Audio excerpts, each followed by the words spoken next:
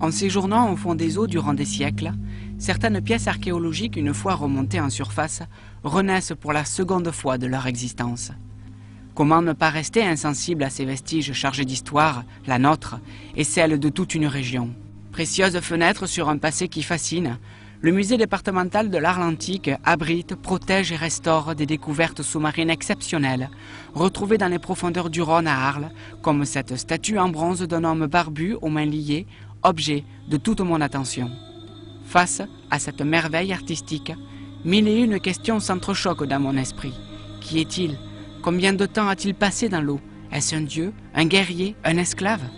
C'est assez rare de trouver des sculptures aussi grandes et aussi bien conservées dans des contextes sous-marins en fait.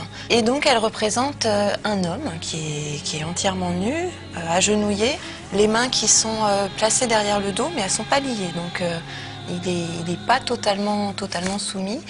Il a un regard un petit peu rebelle, quoi. Les historiens de l'art n'ont pas encore réussi à déterminer qui c'était. Donc il y a eu plusieurs hypothèses. Certaines personnes disent que c'est Marsyas, le satyre qui a été puni par Apollon. Ceci dit, il n'a pas tous les attributs de Marsyas, donc on l'appellera plutôt le captif. La première fois que je l'ai vu, il était dans l'eau, il était complètement couché, il y avait juste les pieds qui sortaient. Et quand le conservateur me l'a sorti de l'eau, je crois qu'il y a eu 10 minutes de silence. J'avais jamais vu une statue aussi belle et rien que l'idée d'imaginer que c'est moi qui allais m'en occuper, la toucher, la restaurer, la faire revivre en fait, c'est vrai que ça a été un grand moment. J'avais des frissons un petit peu partout. Donc de le sortir comme ça, c'était comme s'il renaissait un petit peu. C'était très émouvant. 2000 ans sans voir la lumière du jour, stoppé par la vase dans les profondeurs du fleuve, qui semble vouloir garder pour lui ses innombrables trésors. Mais l'égoïsme du Rhône s'effrite avec le temps. Aujourd'hui, c'est une course contre la montre qui commence. Sans une rapide restauration, de hauts risques de dégradation inaltérable, suite au contact avec l'air, endommageraient la statue. Frédéric sait que la tâche qui lui est confiée s'annonce difficile. Tous les jours, depuis 7 mois, elle a rendez-vous avec son protégé, un ticket direct avec l'histoire.